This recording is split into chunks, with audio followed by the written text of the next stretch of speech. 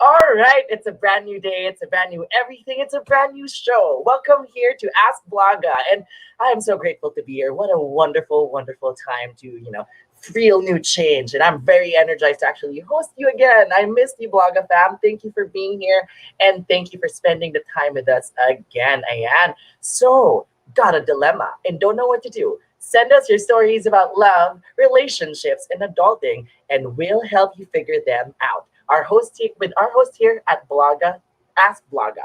Now, so if you guys have questions, you can send it over at blogapalooza.ph and put the hashtag Ask Blaga as your email subject. Don't forget.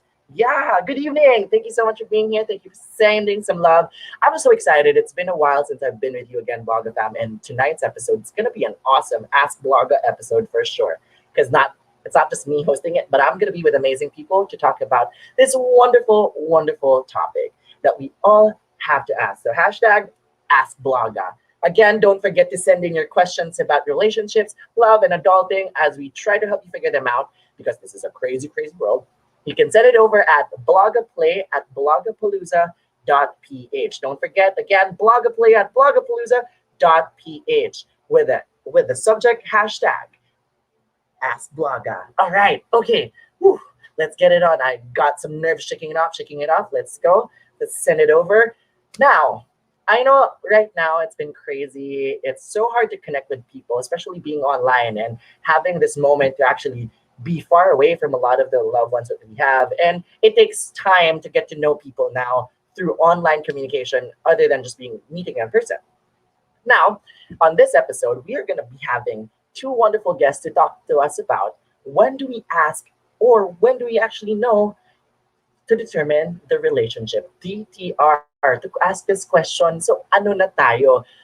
That is a dreaded question. And now, without further ado, let's welcome our wonderful guests. Our first guest to be coming up here on stage is a content creator, lecturer, and entrepreneur best known for her fashion and lifestyle finds. She curates various content from beauty tips and recommendations, thrift shop finds, and her fitness journey. Let us welcome Miss Shaira Habon. Hello. Hi everyone. I'm so excited for today's discussion. No? Medyo nag-research ako, choke. Pero I'm really so excited for this one. And thank you again, no, Bloga Play and Bloga Fam for having me. I was at the launch of Bloga Play. So nakita ko na kung ano yung mga in-store na shows. And I am really excited and I'm happy that I am part of one of the pilot shows. No, I think this is the first or second of the yung Ask Blaga na show. So thank you Blaga. Ayun. So, yun nga, I am so happy that you're here. Thank you so much for spending the time. Meron akong tanong na, when was the last time na naitanong mo tong, so ano na tayo?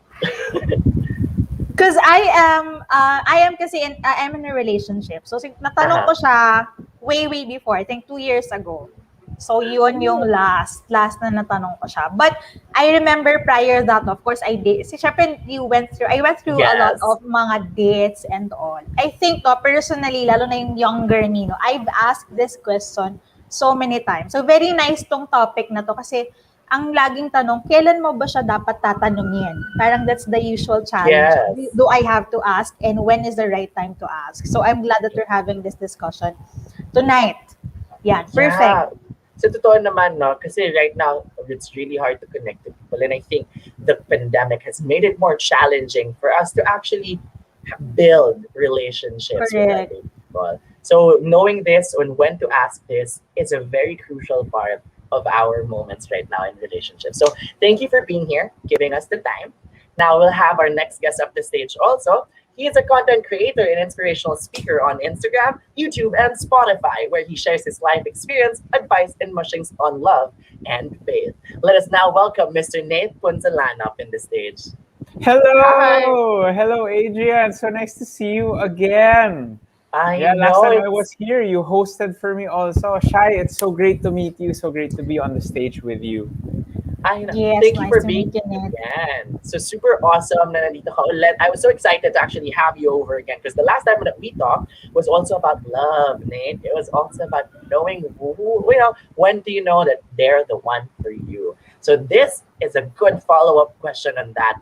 How do we start it? Kasi ito yung simula na ano na nga ba tayo? That is the first Yeah. part of being in that relationship and jumping together and seeing where it goes. So, kamusta ka? How have you been? The last time I talked to you, you were in LA, right? And now you're in the Yeah, Philippines na? BGC. Nakauwi na ako. Uh-huh. Safely, we did our quarantine. We actually got vaccinated also, me and my wife. And we've been, I guess, transitioning back to life in the Philippines, but at the same time trying to enjoy what we can despite, the pandemic. Mm-mm. Yun, for sure. I'm so happy na you still got the time right now, and also I'm really excited to hear your thoughts, both of you, for Shaira and Nate. I like right now you said Shaira is in a relationship while Nate is already married. So ayan, these are good questions to retrospect dun sa mga panahon na nagsisimula pa lang kayo with your relationship. Now, before we get started, I want to know, no, alam na natin ganyan, what was the biggest challenge for you when you asked doon sa partner niya right now, yung tanong na ano na nga ba tayo? What made you ask that question? Shai, I would Started. love to hear your thoughts. Yeah, go Shai. Okay. Um, Actually, to be honest, kasi for girls, 'di ba, parang ang hirap tanungin yung ganyang question. Parang ang hirap to make that move na ano na nga ba tayo, kasi usually no, in the yung old setup, it's the guy who makes that move, 'di ba? And then but to be honest, in my case, I was actually the one who tried, kasi nandun ako sa point na I'm getting confused already, 'di ba, na parang I'm already feeling some things. And I'm that kind of person. I'm very assertive kasi. So parang if I feel something, I acknowledge it, na parang there's something different in me, that I'm feeling something for this person. So I had to ask it. Okay? So kung babalikan ko siya, I can remember, if I'm remembering it right, I'm the one who asked. No, because that's my personality. Pero I believe some girls medyo struggle talaga yon. Kasi nga usually it's the guy who makes the first move, 'di ba? It's the guy who initiates. Yeah. Tapos si girl hintay-hintay lang. Kaya nga 'di ba nauso yung word na torpe, kasi nga 'di ba hindi, parang wala masyadong ganap and all. But for me, yun nga, I think it's different, no? It depends on the person, kung sino yung, kung tatanungin na ba niya, I mean, not just gender-wise, but yung character ba talaga ng person na yan na magtanong and mag-acknowledge ng feelings niya. Yun yung sa akin, no? Yeah, yun yung sa case ko. I was the one who asked because I felt like I needed to know the answer. Shai, this is like- great, no? Kasi parang we can, from the perspective of a girl and then a perspective of a Correct. guy. Exactly. Yeah. I was gonna Oo. say na parang it is an important, thank you for sharing that, no? Asserting yourself. And a lot of people kasi, right now, for me, ako naman, when I look at it, I don't think it's supposed to be based on any gender. I think Correct. mutual communication is the best thing about starting a relationship. Yung pagsisimula pa lang, kaya mo itong itanong dun sa tao and the person will not take it, wrongly or too much. I think that's a good sign na kaya niya akong irespeto. And like, kaya nang tanggapin tong assertiveness ko as a person. So what was the challenge for you? Did you had any doubts, Shai? Na follow up lang, no? Did you have any doubts before asking the person? How did you like come up to it and be like, okay, tatanungin ko na siya?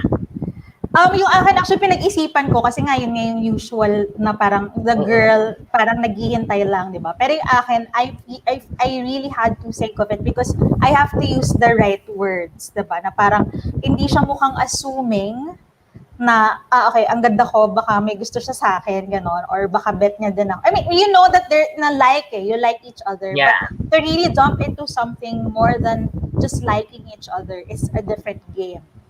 So if you would want to parang i-level up your relationship, you really have to parang reach that point na okay, we're more than friends. I'm ready to be more than friends. So first is I acknowledge my feelings na okay, nafe-feel ko na to. Then second, pinag-isipan ko siya kung paano ko siya i-deliver na hindi, because at the end of the day, dalawa lang naman yung answer, yung pwedeng answer. It's a yes, okay, we can move forward to something better, or no, we can stay as is. Of course, if you're friends, ayaw mong masira yung friendship, diba? At the Yes. end of the day, you still want to be friends with the person. Probably merong konting awkwardness because you Yeah. apparently, and on your side, you wanted something more. Pero kung parang ako, I also had to prepare myself na, okay, if it's a no, then okay lang. We can stay as friends. I can be, I can be a good friend, still a good friend to this person. So, yun yung naging challenge, no? Yung paano ko i-form yung message. Knowing that in my case, kasi parang hindi ko siya nasabi in person, parang through text or chat lang. Yeah. So, you have to really use the correct words kasi hindi kita yung reactions. Hindi ka Yes. pwedeng mag-react agad kasi ita-type mo pa ulit yung next mong message. So, I really try to think about it and use the right words na I want really, I mean, parang hindi, walang ma-offend at the same time, parang safe pa rin, no? Safe pa rin. Of course, Yeah. I asked the question, pero safe yung delivery. Parang ano. Yun yung challenge ko, yung pag-formulate ng words. Kasi alam ko na what I feel eh. But to Yes. translate it into an actual message, yun yung parang naging challenge at first. And that's a struggle, no? Sa text natin siya, walang tono, Correct. nakakakaba, and you'll have to wait for the response. Parang, ano sasabihin? Correct. So, True. grabe, I am inspired. Very, empowering naman to hear that you were able to get to that. And now, the fruits of your everything came into fruition. So it's just so nice to hear. Very inspiring to hear. So thank you so much for sharing your experience there, Shaira. I want to know naman, Mr. Nate. Paano Don't nga call me ba? Mr. Nate. Basta Nate Okay, lang. Friends Nate, tayo sige. dito, Okay. syempre. Ako, Nate. well, on my end, I do agree, no, to the extent that it doesn't always have to depend kung sino yung parang on the gender, but it depends on the culture din eh. 'Di ba? Parang kung ano yung usual, 'di ba, where you guys are coming from, what's the context, what are your beliefs? And regardless of the context, the beliefs, the culture, ako personally, I believe no one deserves to be blindsided and no one deserves to be confused in the relationship for so long. Amen. And I think, diba, no matter who you are in there, and usually relationships, merong initiator tsaka merong responder. You know, sa amin ng wife ko, the old traditional sense, the guy was the initiator, the girl was the responder. And a lot of people might believe that, a lot of others might not also. But regardless, when ako, for me, I feel like the initiator, the one initiating the relationship, the one starting pursuing the person, has to be the one also to define it, has to be the one also to lead it, and to an extent has to be the most, I hope, right, the most or the more communicative of the two parties. Na, hey, this is why I like you, this is why we're going out. Hindi siya summer fling lang. Hindi siya basta-basta lang, and I'm not just, oh, take it slow, see where it goes. And of course, there's also room, right, for those in relationships and those in a time in their life where, wait, slow lang muna tayo, I'm not yet ready to commit, I'm not yet ready to advance the relationship to a specific level. But what matters is you define, you set clear boundaries, and you're clear on where you are and what you can expect from each other. Why? What's the problem? Because if you are unclear, you don't know what to expect from each other. If you don't have clear boundaries, what if the other party starts going out and dating other people? Di naman na defining boundary eh. Diba? And that person will always be able to make that excuse. But if you want a committed relationship, on the other hand, diba, paano naman yung heart mo when you discover that that's been happening, diba? So you're looking for clear signals, you're looking to define ano yung mga reservations ko with this guy or this girl, and what are their possible reservations about me, and you kind of want to know, diba, before you get into this talk, ano yung outcome na gusto ko. And most of the time, that's gonna be clarity. And of course, there are feelings involved. And of course, diba, kung gusto mo na talaga siya, if you really love that person, if you really like that person, or even you're just at that stage where you really wanted to move on, of course you want a yes. Of course you want them to move on. But I would say that the best success you're gonna get out of defining the relationship is clarity, right? So I love it. be clear where you are, be clear where you've been, saan na ba tayo ngayon, and saan tayo papunta. And maybe I think every girl and every responder in the relationship, na initiator responder, deserves to ask that question. Kasi kung malabo na talaga si guy, malabo na talaga si initiator, you deserve to have that clarity. All right. Grabe, I love like value bombs everywhere. The responder, the initiator, that really gave me a whole lot of sense to it. And I love that you said this. Yes, to clarity. A lot of the people here, Vlog of Ab, hello. Thank you so much for saying. Ganda daw ng topic, loving this episode, and saying hello. Donjo said, I agree. Be clear with the kind of relationship you want to have with the person, so you know where to position yourself. This is amazing. Thank you, Donjo, and I missed you here. Thank you so much for being here again. Now, okay, so you guys give really great, valid points about when to ask in, like how you went in on asking. Now, my biggest question here is, I think for example, you've been seeing each other for a while now, and how would you know? Do you have any tips? Kasi ako, I think my biggest question here is, okay, we're friends. Like, for example, I met a person, we've been talking, then I kind of like them. And then it's not really, I don't know if it's an exchange or anything, or that person's being nice. What are the cues that we should look out for? Because may mga times na may initiator, ikaw initiator, may times na sila yung responder, or minsan nagpa-patch, nagpabatuhan kayo ng pagka cute, flirty, ganyan. But you don't know. So how will you approach that? Kasi kaya wala pa kami sa stage na gusto namin yung isa't isa at tatanungin ko na kung tayo na ba. It's just more of how do we advance from a crush ko situation. Yan, yun medyo magandang tanong din yan eh. Yan. So who wants to go, it's okay, just take it away. Ano, Shai? Sige, ikaw muna, Nate. Ako kasi, well, to be honest, bago si Nate, iniisip ko kasi since I am in a relationship, iniisip ko before my current relationship, I had so many, I experienced, naranasan ko yung dating na yan, I really, kung baga sa credit card, minaxed out ko yung pagde-date. People will even make fun of me because in one day, I can have 3 dates. Meron akong brunch, meron akong dinner, meron pa akong drinks at night. Mga ganong level. So, I've really, and yung DTR na yung pag-define the relationship na yan, I've been through that struggle so much. Kasi ang dami kong dinidate. Kahit ako nalilito na ako sa sarili ko, sino ba talagang gusto kong kadate? Dumating ako sa point na yan. So, iniisip ko ngayon, ano ba paano ko na-elevate, from this to right now that I already have a relationship? Yeah. Kasi I think yung initial na magandang pag-usapan is yung paano kayo nagsimula na hindi pa kayo, yung nag-move kayo from just that crush ko or like nakita ko lang siya, nag-meet lang kami online and then we wanna click it. Kasi, ay, sige, may sagot na ako. Naisip ko na. Okay, I like that question, Yung paano nag-move from, okay, we're just talking, just like, parang backgrounder. I met my boyfriend now from Bumble. So, it's a dating app. I love it. Dating app. So, sa mga nanonood dyan, may chance, You can try dating apps, especially now that it's pandemic, Parang ang hirap kasi mag-meet agad.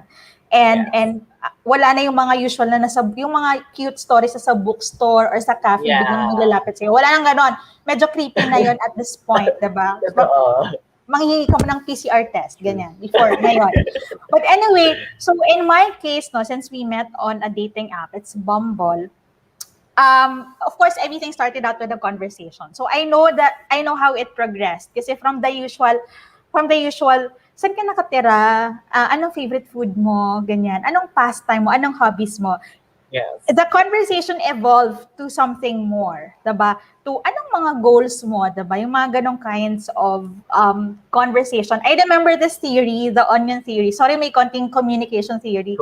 Yung parang, diba? Parang there are layers. So yung unang layer would be the most basic ones, the usual questions that you would ask to a stranger.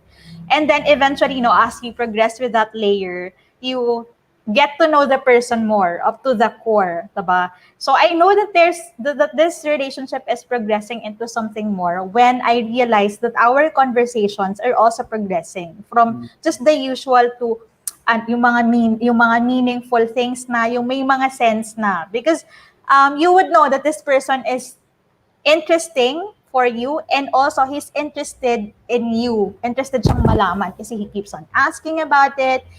Every day, no, hindi siya natatapos sa kamusta ka, okay lang, hindi siya ganun kinds of questions. So I know that from the usual, cute siya or like ko siya, to, okay, this can be something more. And also, no, in my case, since I'm a girl, I don't know if other girls would feel it.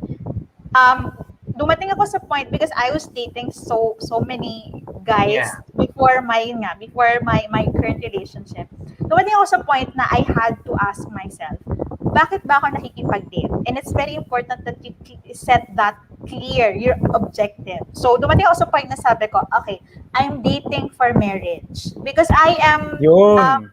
parang hindi na Grabe. kasi ako, I'm not saying that I'm too old, but I felt that I reached that level na ready na ako for something more, or at least I want to do that kind of commitment. Hindi na ako dating because I am alone, I feel alone. Hindi na ako dating because I want to hang out. Hindi na ako dating because gusto kong magpalibre. May mga ganun na kinds of thoughts ako when I was parang okay, para makalibre ako ng lunch. Yes. Or para makapunta ako sa nice brunch place. But no, when I reached that point na okay, I want to date for marriage for something that is long term. And then, so every guy that would, ask me out, kinikilala ko muna through nice conversations. Yes. And the only time na lalabas ako with that person is when I know that there is, it's still a risk, no? Every time you go out naman on a date, risk yan eh. Go, ano ba to? Mag-flourish ba to or no? Yeah. Pero at least, diba, parang calculated risk na siya. I would know na if we meet in person, I can sustain a good conversation with this one because online pa lang, meron na kami na pag-uusapan na maganda.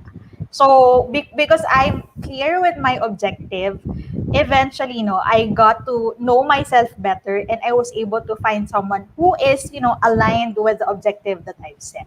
So, yun yung akin. That's my advice to girls. So, actually, tinanong din ako ng friend ko, bakit ka ba date ka ba ng date? Tapos nakita, wala, kasi cute si kuya.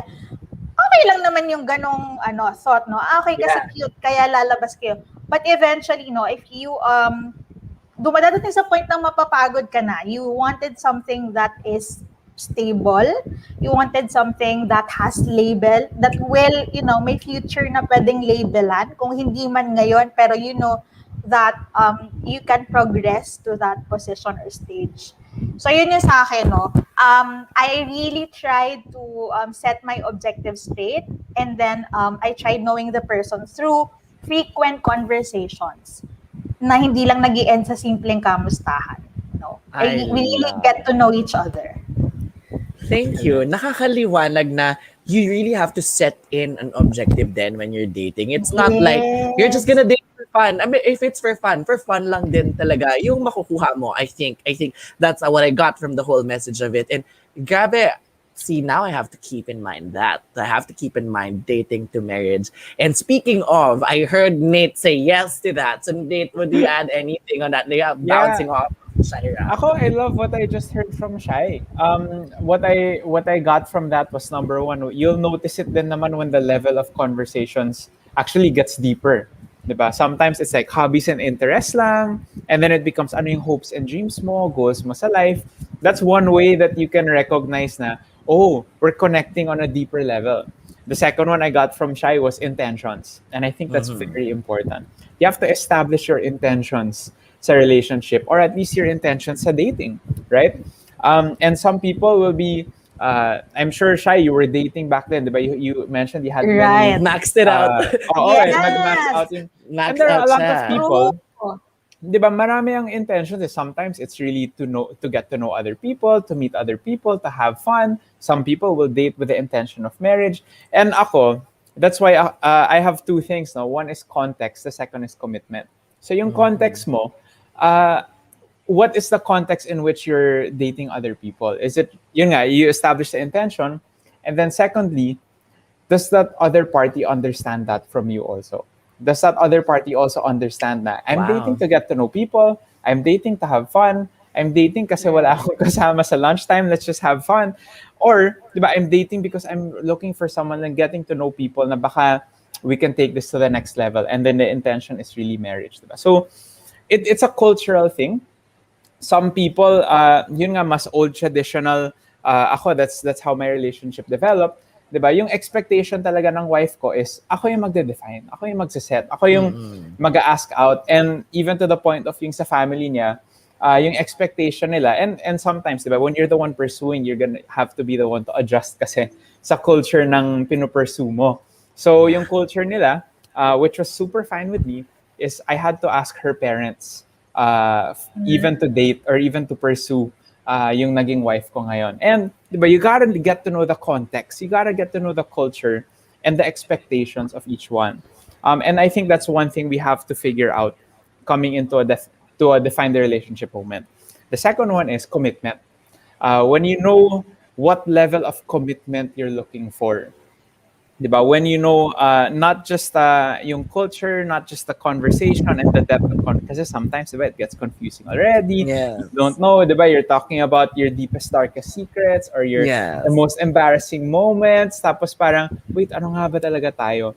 And that's when you want to know, okay, what level of commitment do I give this person? Do I give this person a level of and what level of commitment do I desire from this person also? Diba? Kasi it's a two-way street eh. And Amen, relationships are beautiful adventures. There are so many stories, Yes. right? Parang it's a storybook eh. It's your chapter right now. And so there are many unique stories and many unique ways that people come together in relationships. And you gotta define, diba? Ano yung magiging next chapter natin? And that's when you figure out ano yung gusto kong maging commitment level. And that's one of the other thing that you think about, in my opinion, when it comes to defining the relationship. So that's context and commitment for me. I love see value bombs everywhere. No, the level of commitment you're looking for. It's now I'm looking at it at a bigger perspective. No, it's really about communicating what you want for yourself and what you expect of the other. Now, yun na yun, tatanungan na kayo and all the likes. I have another question. I think naman this speaks for itself. Kunyari, what are the things that we have to look out for para malaman natin na hindi tayo aabot ata dito sa DTR na to? Baka parang kailangan ko ng anuhin to. I-stop ko na to at this moment kasi hindi na eh. Like, we are talking, pero I love that you gave us like this level of communication, the layer of communication, the onion.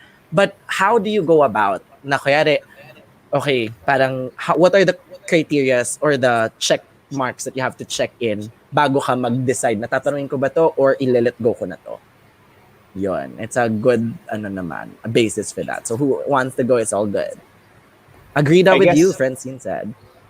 I guess from the perspective muna of yung nagtatanong. So, Shai, you have experience doing that. I think yun, dahil nga nag-date ako, so nag-struggle din ako doon, no? Kung may point kasi na parang ako, lalo na ang girl, di ba lagi sinasabi, ang bilis ma-fall ng ibang girls, parang konting lang, tapos yung mga usual quotes na, ay, hindi lang ikaw ang kausap niyan, hindi lang ikaw ang sinisanda ng ganyan, mga ganong thoughts, no? So, I've experienced that, no? Yung maraming times na parang, this is not worth my time, or I have to stop it already, or this is not going anywhere, na parang hanggang dito lang talaga kami. Siguro, for me kasi, I don't know if this also applies to other girls, no? Pero meron kasi akong yung the usual, yung mga negotiables and non-negotiables.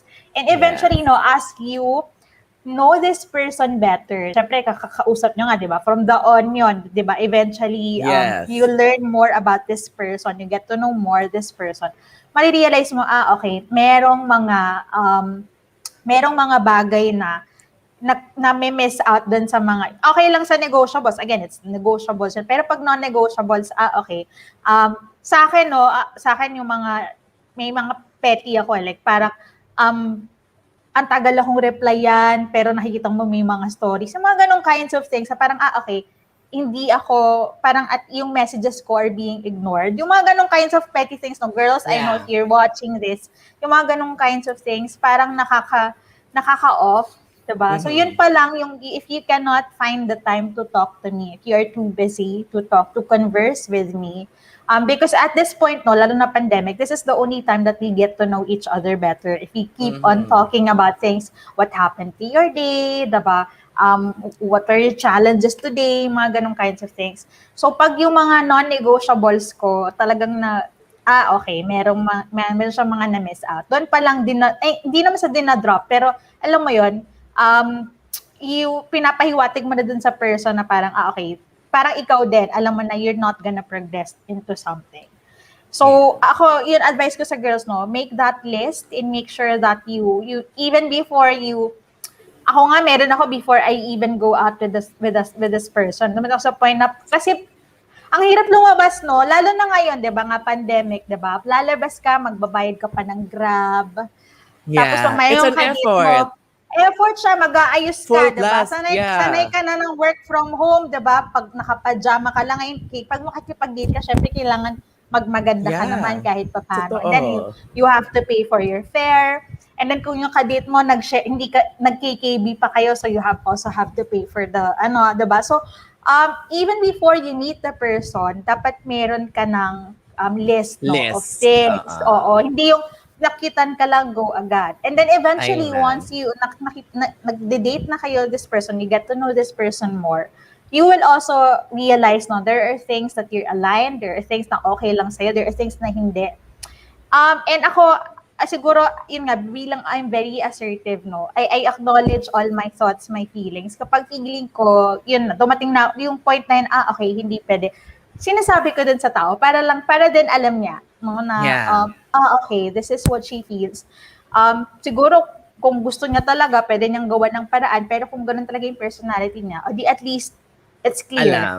It's clear. Alam natin na we cannot, we cannot progress into something else or into something more because kita ko pa lang na we're not aligned. Ewan ko, but since I'm that kind of girl, no, values-wise, meron akong mga hinahanap, meron akong very clear yung list ko eh. Kasi nga, since that is the thing that I've set eh, I want to date for something that's long-term. I'm already done with dating for fun or dating for, for hanging out, for free coffee or whatsoever. So now that I've set that, I already put, hindi naman siya yung list talaga na naka-notebook, no? Pero I have it in my mind and I know it by heart. So eventually, no, you will realize na parang, okay tong taon to or hindi okay tong taon to. So, hindi mo na tatanungin or hindi ka na mag-expect it from that person. Exactly. Yeah. That's wonderful. That mental note that you have, no, at least when you have kasi your own definition of what you want to go through, meron ka ng clear vision kung sino yung mag-fit dun sa picture na yun. Diba?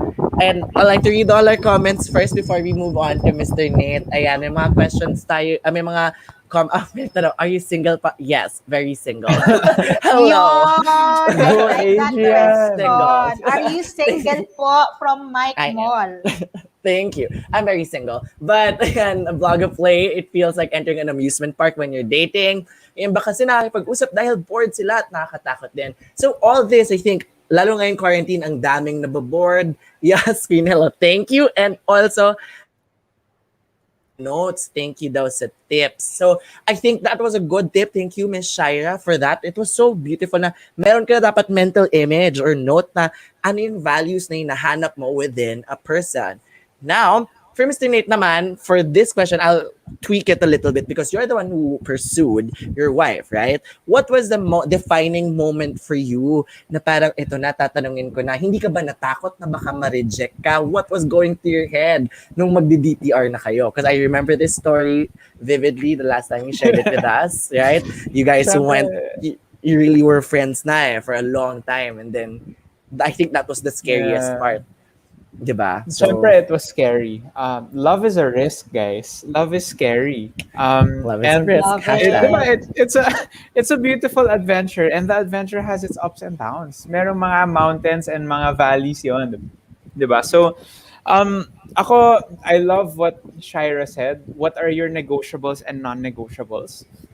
Especially, diba, this is a callback to yung how do you know if he or she is the one, diba? Parang, what are the things that you're really looking for, especially when it comes to core values and core, I don't like using this word because it's so, but like yung core life philosophies nila, ano yung pinaka-beliefs nila, belief systems nila, because those are the things that are gonna stick with them until the end. Kasi, di ba, your personality might change.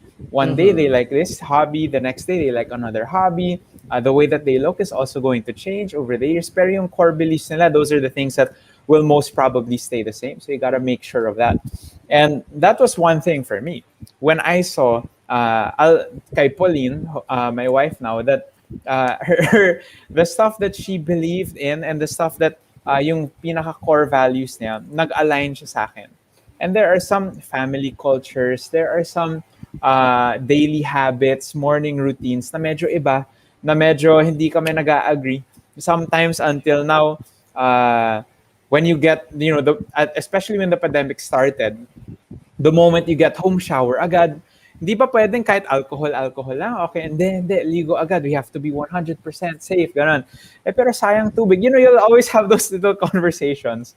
But if you know that the core of who that person is somebody that you can love and commit to, then it's worth moving forward in the relationship.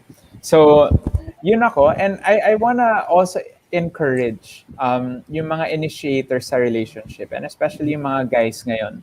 Diba? If you're listening, and Yes.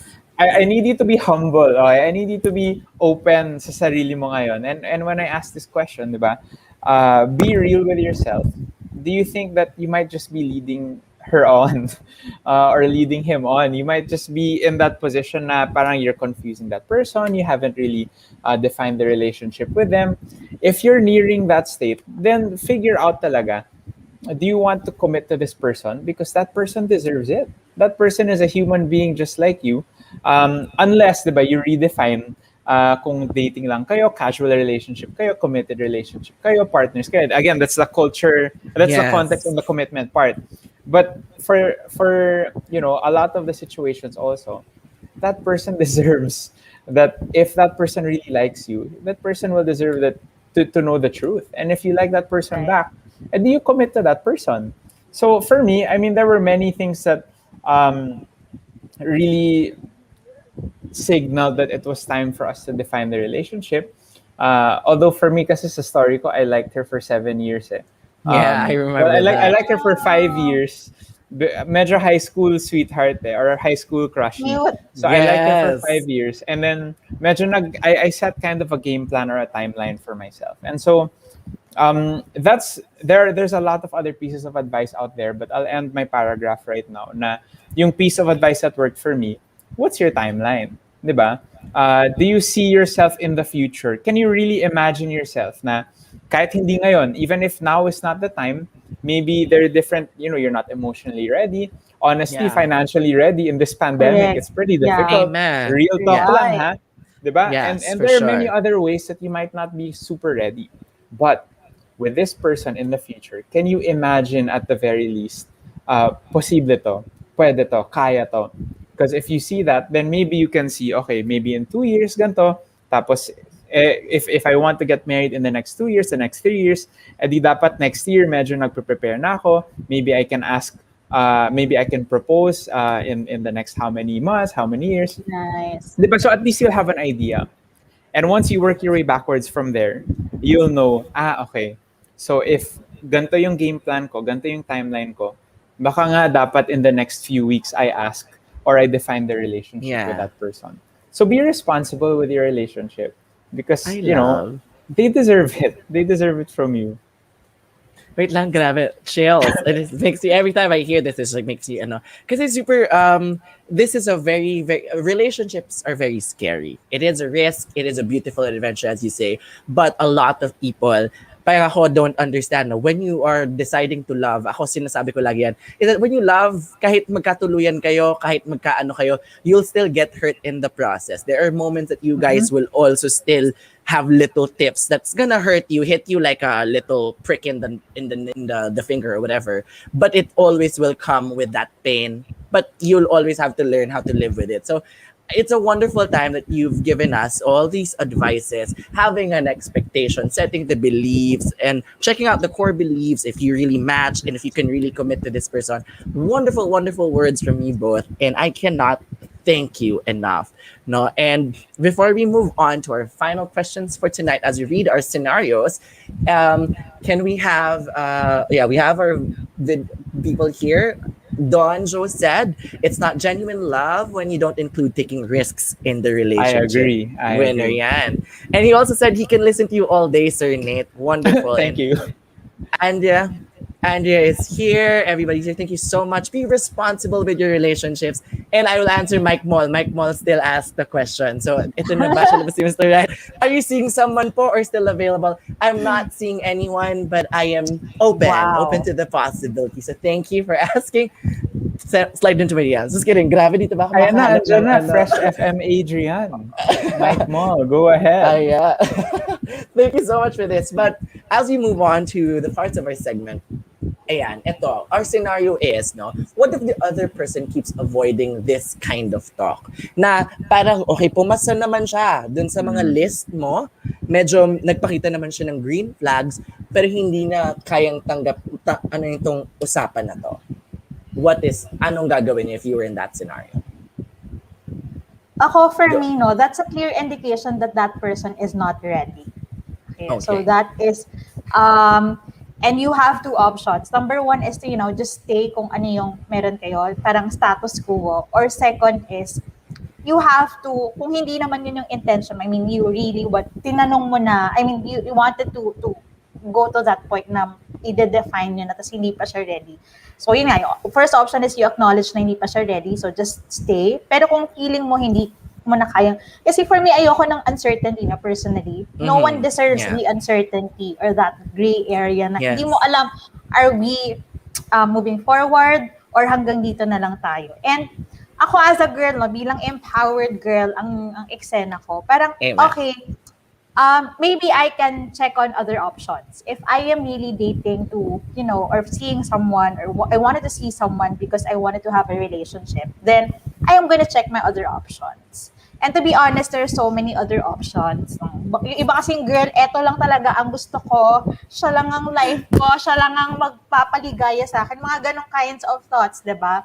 Siya na talaga yung gusto ko, di ba? Lord, siya na lang, di ba? Yung mga ganong kinds. Hindi niya ako masyadong bet, pero siya na lang, please. Di ba? Usual, I can see a lot of those kinds on TikTok. Kasi bilang ma-TikTok ako. But, di ba yung mga girls na the drama because siya lang talaga yung gusto. But to be honest, there's so many other options around, no? And if that person is not meant for you, hindi mo siya pwedeng pilitin. Ayoko nung idea na pinipilit. And again, you don't deserve that uncertainty. If that person cannot commit to you yet, I highly suggest you also try to, assert yourself. Ano ba yung nararamdaman mo? If you feel like yung relationship mo with this person is not gonna grow or not gonna go somewhere else, then, i-devote mo yung time mo and effort to other things, no? Kung hindi relationship, at least other things. Kasi, ewan ko, nasasayangan ako sa effort ng ibang girls na hintay eh. Pero eventually, diba, you get hurt in the process because you don't know where to position yourself. Kaya kanina I like yung point na clarity, diba? Kung hindi naman tayo clear, you will always ask yourself, no, before you sleep, ano ba kami? Diba? And although again, no, friendship kasi is a good, foundation for any kind of relationship, diba? So, okay lang na friends. Pero if you feel like hindi naman magpa-progress into something else, then you have to manage your expectations. Okay? Kasi doon tayo laging nasi-stress out na expect from this person because but apparently this person is not ready for you or is not okay to commit to you or not okay to level up the relationship. Then, go find someone else. Yun lang sinasabi ko. Maraming options, girl. Huwag ka masyadong maghintay sa taong hindi kayang mag-commit sa'yo.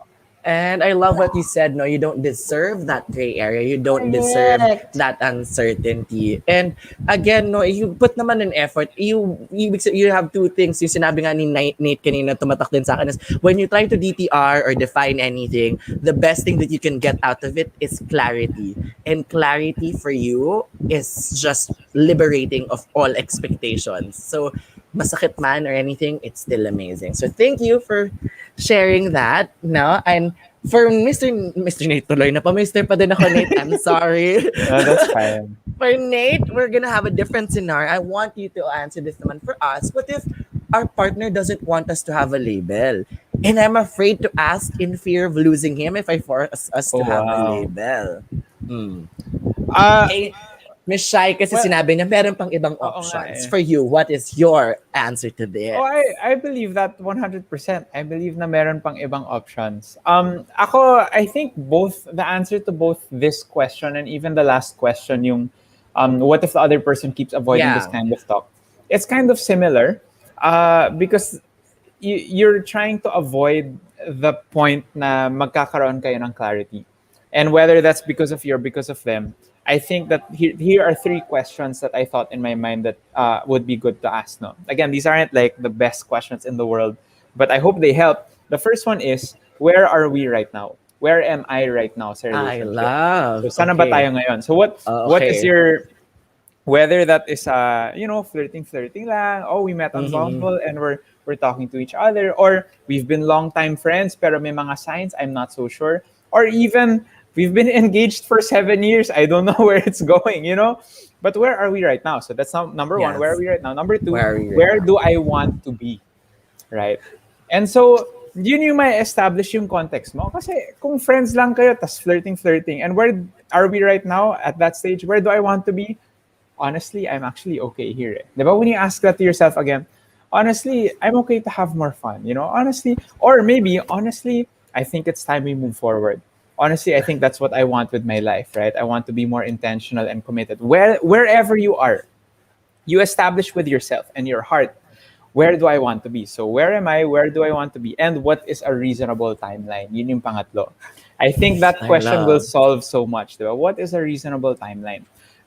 So Yes. kung fresh grads kayo in the pandemic, you're looking for work, it's a difficult time. It's hard to be financially Amen. prepared. Real Yes. talk, okay, this is true for me, true for everybody. We've all been Yeah. hit by this. And reasonable timeline, honestly, I can't demand this of this person right now because it's a difficult time. Yeah. And maybe when the pandemic is over, that's when we can really figure things out. Maybe it's that, maybe it's something else. But there's also a situation na I do have a friend who they were together with their partner for 10 years. And the girl was hoping that they get married already for years and years. And because she asked those questions, where am I right now? Where do I want to be? Of course, I want to be married, sabi niya. And what's a reasonable timeline? Honestly, I've been asking myself that, and I've been just giving him more time, or I've been making excuses for him all this time. And she finally realized, a reasonable timeline is in the next year. And I have to ask him, sana ba tayo? And the guy said he's still not ready. And the girl, as hard as it was, I'm not downplaying the difficulty and the Yeah. pain that situation brings Yeah. about. But yung sinabi ni Shai, there are many other options out there. Honestly, right now, Right. Yes. one full year after that happened, of course, there is still pain, but she is flourishing. She owns her own resort now, I think in Nice. Tagaytay. Okay. She's a Empowering. travel influencer now, but she's doing a lot of great stuff. And I'm Power. really happy. Diba? She's flourishing where she is. And maybe, diba, you're in that situation. And maybe I want to address, if my partner doesn't want us to have a label and you're afraid to ask in fear of losing him if I force us to have a label, Yeah. where are you now? Where do you want Love to be? it. Do you want to be in that Correct. point na meron na kayong label? Kasi kundi, edi okay lang. But if you Yeah. want that, you have to know what you want. And empowerment, you have to know that you Yes. deserve that also. I love you guys are this episode has been filled with so much things. I think everybody should watch it and everybody should hear it. I've learned so much. Like thank you so much. So I'm speechless. Thank you so much. I mean I love that, where you are right now, where you want to be in a reasonable timeline, and also knowing core values, what you're expecting, who you value and what you want to, right? And that is just amazing. I am baffled with them. Thank you so much for spending time with us tonight. And Thank you for I'm having sorry. us. Ugh, you guys are amazing. So thank you. And I'm sorry, all good things must come to an end. So, this is it. And I don't want to say goodbye to you both because this has been amazing. But I'm sure that we're going to see each other again. And I hope it's in another Ask Blaga. And I hope that I can be your host again by that moment. But for now, we can tell us where we can send you some love and send you some kisses and support you on your ventures in life. So let's have Miss Shaira Habon and we'll give you the spotlight. Shaira, you can tell us where you can follow you and send you some love. Okay, so first off, again, no, thank you, Blogo, for this, Blogo Play, for this very wonderful discussion. Kahit ako, napaisip ako biglain ng mga past experiences ko. And that's why I think I was able to share some to all of you. You can follow me on Instagram. It's at Shaira Habon on IG, Shai Habon on Facebook. I'm also on YouTube, so I vlog some stuff there. So hopefully makapag-vlog ako sa Boracay, no? So, because I'm flying to Yes. Boracay tomorrow, so I'm very excited for that. I'm also Shai Habon on YouTube. And I also write a lot of things on my blog. So actually, I have there a love letter to singles. So yung mga singles dyan na medyo hopeless ngayon, I have some relationship stuff in there. It's at www.shairahabon.com. Yeah. Yan. Perfect. Thank you, Thank you, Shaira. Thank you for that. Okay, and enjoy your Boracay trip. Looking forward to that vlog. Okay. Thank you. All right, Mr. na naman. Nate. Nate, it's your turn. Go, tell us where we can love you. Send you some love. Go. On YouTube, I make inspirational content about adulting, about love, about faith, as Nate Punzalan. So really just search the name that you see right here. On Instagram and on Twitter, it's the same thing. So I make photo content, and so does my wife. Actually, you'll find her tagged in 80% of the photos there. You'll find her there. She also makes inspirational content, especially sa Instagram. Ako post lang, pero siya, you'll find a lot of inspirational stuff with her. Please, I'm gonna plug her. I'm gonna promote her because I really support the stuff she does. She really inspires me, honestly. So check that out. Siya si Pauline Noel. And Yeah. on Twitter, if you guys still use Twitter, I'm very active there. So Nate Punzalan 6 din ako doon. Thank you so much for having me, Sana all Blogapalooza tayo and kay Adrian. Nit, no? I Napapasana know, all tayo right? kay Nit. Yung All I could nagpa-promote siya, say. pero pinromote niya yung wife niya. Lord, sana Oh. all. Oo. Hashtag sana I all. know. Same thoughts lang naman. Sabi ko, hi, ang sweet naman ng Pauline Noel, guys. Don't forget to follow Pauline Noel. That's so sweet. Okay, and again, thank you so much for being here with us, both of you. And I'm so grateful to have this time in this value-filled episode. And I hope to Honestly, see you so again. grateful too. I hope to Just see you again. I amazing. hope ikaw ulit yung host. Yes! Shai, so great to meet you. I learned some stuff from you too today. Thank you. I'll thank you, follow thank you you. both, no? Para we can Thank keep in you. I will touch. follow you Sige, too. for sure. And I'll also send some love over there. I'll give you a follow. And also, if you guys want to follow me on Fresh FM Adrian on Instagram and all of my socials, I also do motivation stuff with coffee on my TikTok. Since you like TikTok, I do that. And I roller skate on my Instagram. So if you want to see me dance I on my love roller it. skates, yes, that's where you can find me on Instagram. But again, BloggerFam, if you have any questions or dilemmas you want to ask Blogga, be sure to email us at bloggaplay@bloggapalooza.ph. And don't forget to put hashtag AskBlogga as your email subject. And again, our next week's episode will be having Side B, Never Have I Ever with Claire and Cheska. And also Blogga Beauty with Chelsea Robato. All right. And upcoming, we have an episode tomorrow for Blogga Buzz. Let's see you tomorrow then. Okay, thank you so much for being here. Thank you, Nate. Thank you, Shaira, Thank for a you. wonderful Thank you so episode. much. I hope you guys had fun and I want to see you again. Definitely will manifest it and So pray for fun. it that we'll see each other again. Thank you so much, Blogga fam, and we'll see you soon. Bye. Bye.